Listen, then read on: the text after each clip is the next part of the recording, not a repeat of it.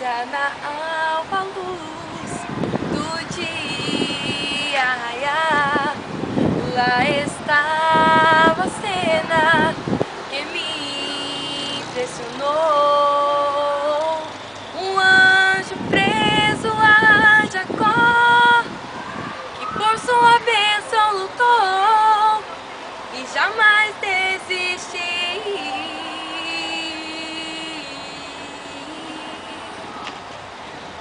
Não largava o anjo, ele muito insistiu. Não sairia dali sem sua bênção na mão.